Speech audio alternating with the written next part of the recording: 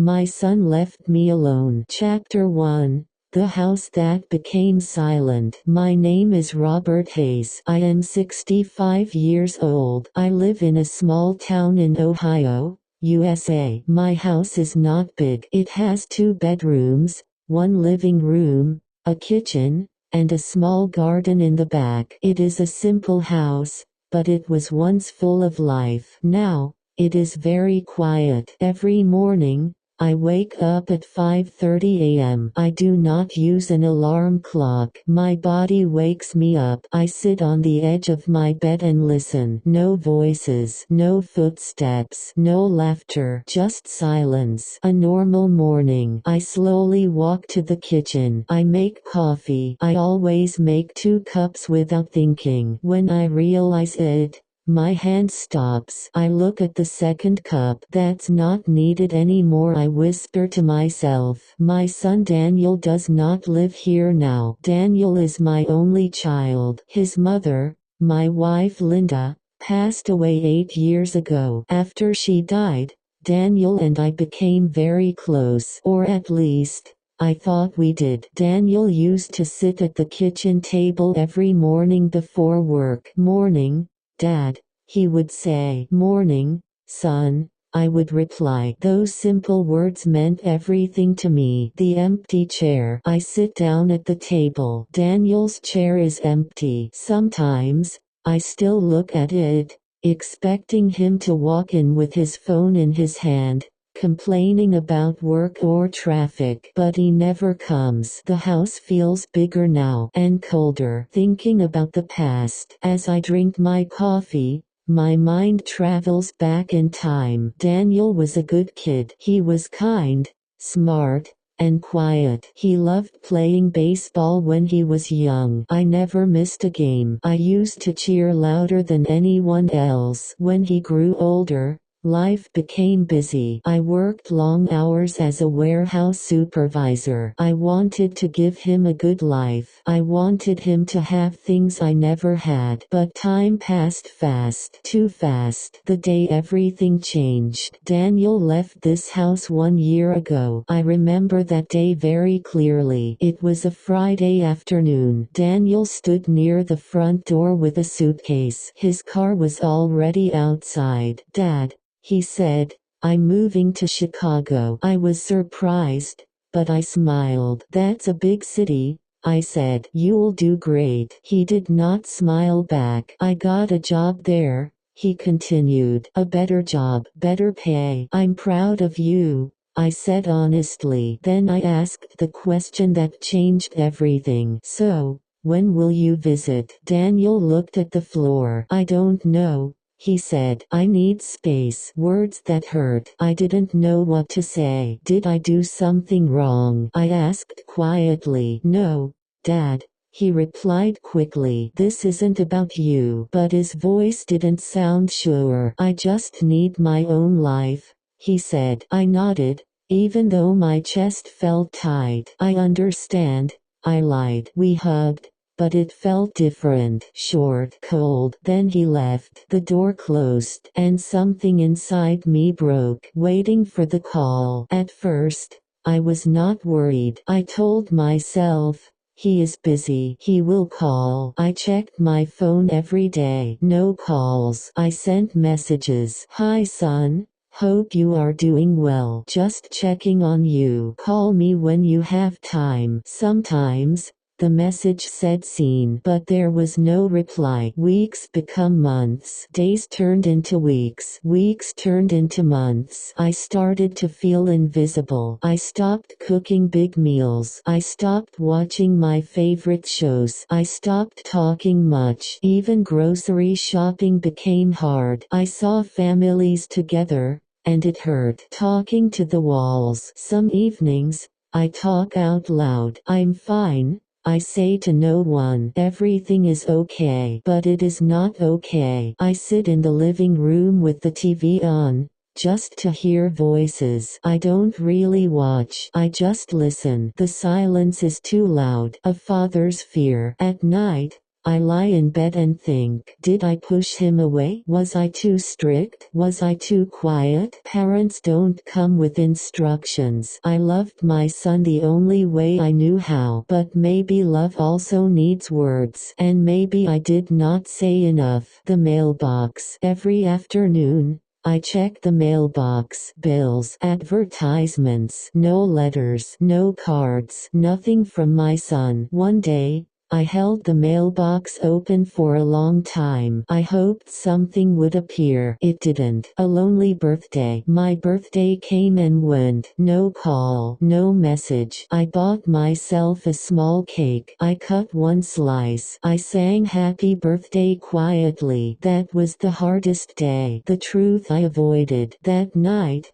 I finally admitted the truth. Daniel didn't just move away. He left me alone, and I didn't know if he would ever come back. Chapter 2. Memories that would not leave. The next morning, I woke up with a heavy feeling in my chest. The house was still quiet, but this time the silence felt different. It felt heavier, like it was pressing down on me. I sat on my bed for a long time, looking at my hands. They looked older than I remembered. The skin was thin. The veins were clear. Time had passed. Life had moved forward. But somehow, I was still standing in the same place. A decision to clean. That morning, I decided to clean the house, not because it was dirty, but because my mind was full. I believed that if I cleaned the house, maybe I could also clean my thoughts. I started with the living room. I wiped the table, cleaned the shelves, and picked up old magazines. Many of them belonged to Daniel. Sports magazines, technology magazines, things he loved. I held one magazine in my hands. It still smelled like him. I placed it back carefully. The room I avoided. There was one room I had not entered in a long time. Daniel's room. I stood outside the door for several minutes. My hand rested on the door handle, but I didn't turn it. I was afraid of memories, afraid of pain. Finally, I took a deep breath and opened the door. Daniel's room. Everything was still there. The bed, the desk, the closet. The room was clean, but it felt frozen in time, like Daniel had just stepped out for a moment and would return any second. Sunlight came through the window and landed on his desk. On the desk was a photo frame. I picked it up slowly. A happy memory. In the photo, Daniel was about 12 years old. We were standing at a lake. He was holding a fishing rod, smiling proudly. I was standing next to him, my arm around his shoulder. That was the first fish I ever caught, he had said that day. You did great, son, I replied. That day was simple. No phones, no stress, just time together. I sat on the edge of his bed, holding the photo. Tears came quietly, asking myself hard questions. I started asking myself questions I had avoided for a long time. Was I a good father? Did I listen enough? Did I really know my son? I always believed that working hard was love. I worked overtime. I saved money. I paid bills on time. But maybe Daniel needed something else. Maybe he needed more conversations, more understanding, more emotional support. And maybe I failed him. A memory of an argument. As I sat there, another memory came back. Daniel was 19 years old. He was sitting at the kitchen table, looking serious. Dad, he said, I don't think I want to stay in this town forever. I didn't look up from my newspaper. Everyone leaves at some point, I said. But you need stability first. I want to try something new, he said. Maybe move, maybe change careers. I sighed. Life isn't easy, I replied. You can't just chase dreams. Daniel stood up. You never support my dreams, he said angrily. That's not true, I answered. I support reality. He walked away. That conversation ended without a solution, and we never talked about it again. Regret. Now, Years later, those words felt heavy. I support reality. What did that even mean? Maybe I was scared. Scared that he would fail. Scared that he would get hurt. Scared that he would leave. And in trying to protect him, I pushed him away. A walk outside. I left Daniel's room and went outside. The weather was cool. The sky was gray. I walked slowly around the neighborhood. This was the same street where Daniel learned to ride his bike. The same sidewalk where he waited for the school bus. Everything looked the same, but everything felt different. I saw a young father teaching his son how to throw a baseball. The boy laughed loudly. The father smiled proudly. I stopped walking. My chest tightened. Sitting on a bench. I sat on a bench at the small park nearby. I watched people pass by. Couples, families, friends. Everyone seemed connected. I felt invisible. An older woman sat down next to me. She had kind eyes and white hair. "Nice day," she said. "Yes," I replied politely. We sat in silence for a few moments. "You look like someone who is carrying a heavy heart,"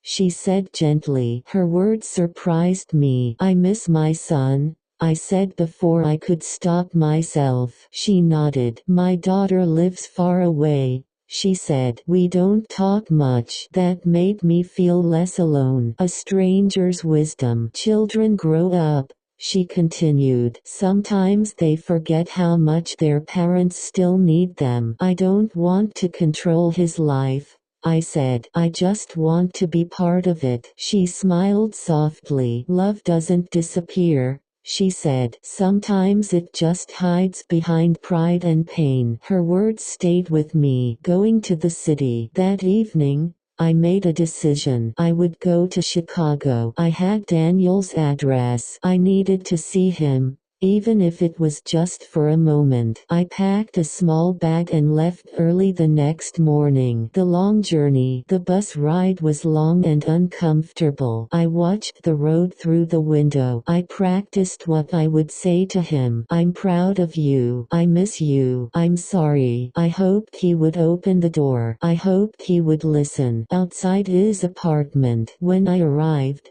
my heart was beating fast. I stood in front of his apartment building. It was tall, modern, cold. I rang the doorbell. Nothing. I rang it again. Still nothing. I waited. 10 minutes. 20 minutes. An hour. He never came. Disappointment. I sat on the steps outside. People walked past me without looking. I felt foolish, old, unwanted. I checked my phone. No missed calls. I sent him a message. "I'm here. I just want to talk." The message showed delivered, but there was no reply. Going back home. That evening, I returned home. The house felt even quieter than before. I sat in the living room and turned on the lamp. I felt tired, not just physically, emotionally. One last message. Before going to bed, I sent one last message. "I don't want to change you. I just want to understand you. I love you." I placed the phone on the table. I did not expect a reply. A painful realization. That night, I realized something important. Love alone is not always enough. Communication matters. Understanding matters. Time matters. And when time is lost, getting it back is not easy. My son left me alone. Chapter 3. The call I never expected. I did not sleep well that night. My body was tired, but my mind was awake. Thoughts moved inside my head like waves that would not stop. I stared at the ceiling and listened to the quiet sounds of the house. The clock ticked slowly on the wall. Each second felt heavy. I kept thinking about Daniel. Where was he at that moment? Was he safe? Did he ever think about me? I turned on my side and closed my eyes, but sleep did not come. A slow morning. When morning arrived, I felt weak. I got out of bed slowly and walked to the kitchen. The sunlight came through the window,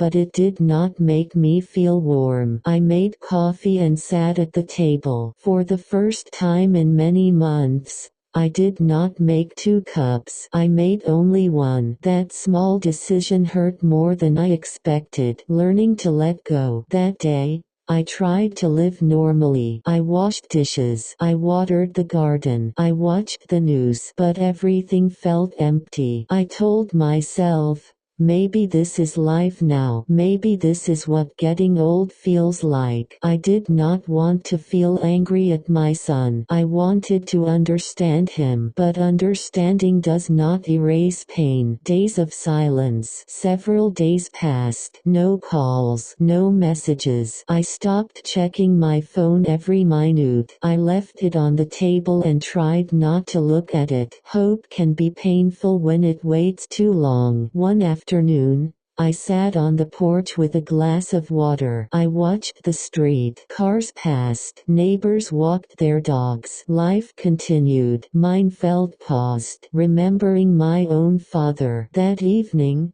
a memory came to me. My father. He was a quiet man. He worked hard and did not talk much about feelings. When I left home at 18, I did not call him often either. I was busy. I was young. I thought there was time. When my father passed away, I felt deep regret. There were many things I never said. Now I wondered, was Daniel making the same mistake I once made? A phone that finally rang. 3 weeks later, something unexpected happened. I was sitting in the living room, reading an old newspaper. My phone was on the table. Suddenly, it rang. I jumped. I looked at the screen. Daniel. My hands started shaking. For a moment, I could not move. I was afraid. Afraid he would hang up. Afraid it was an accident. Afraid this moment would disappear. I took a deep breath and answered. The first words. Hello. I said quietly. Dad. Daniel said. His voice sounded tired, older, different. Yes, I replied. I'm sorry I didn't call sooner, he said. I closed my eyes. It's okay, I said, even though it wasn't. I'm just glad to hear your voice. There was silence on the line. Then I heard him breathe deeply. The truth comes out. I've been struggling, Daniel said, more than I wanted to admit. I listened carefully. Work is stressful. The city is expensive. I feel alone sometimes, he continued. I didn't want you to see me fail. You never failed me, I said quickly. That's the problem, he replied. I felt like I had to be perfect. His words hit me hard. I never wanted that. A father's apology. Daniel, I said slowly, if I ever made you feel like you had to prove yourself, I'm sorry. He was quiet. I know you wanted the best for me, he said. But sometimes, I just needed you to listen. Tears filled my eyes. I should have listened more, I said. I should have asked more questions. We both stayed silent, but this silence felt different. It felt healing. The invitation. I want to come home, Daniel said suddenly. My heart jumped. Just for a few days, he added. If that's okay. Of course it's okay, I said, my voice shaking. This is your home. I'll come this weekend, he said. I smiled for the first time in a long time. I'll cook your favorite meal, I said. He laughed softly. I missed that, he replied, waiting with hope. The days before the weekend felt long, but this time, the waiting felt different. It felt hopeful. I cleaned the house carefully. I opened the windows. I changed the sheets in Daniel's room. I bought groceries. I even placed his favorite cereal on the kitchen shelf. It felt good to prepare. The knock on the door. Saturday afternoon arrived. I sat in the living room,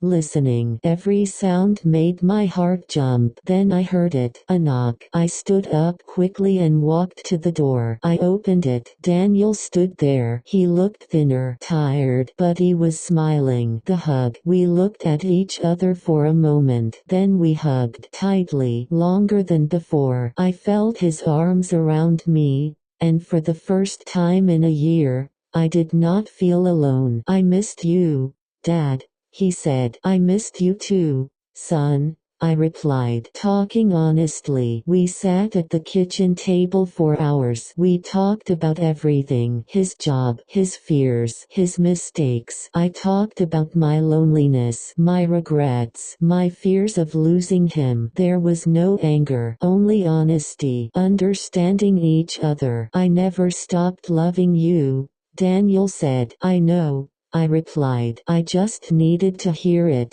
He nodded. "I need you in my life," he said. "And I need you too," I answered. A new beginning. That night, we ate dinner together. We laughed. The house felt alive again. Not the same as before, but better, different, stronger. A lesson learned. The next morning, Daniel helped me in the garden. We worked side by side.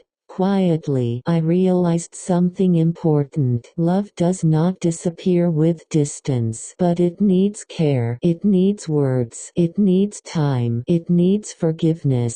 Final thoughts. Daniel returned to Chicago a few days later, but this time, it felt different. We hugged with promises. "I'll call," he said. And this time, I believed him. The story's message: life is busy, people grow up, distances grow larger, but family matters, and it is never too late to speak.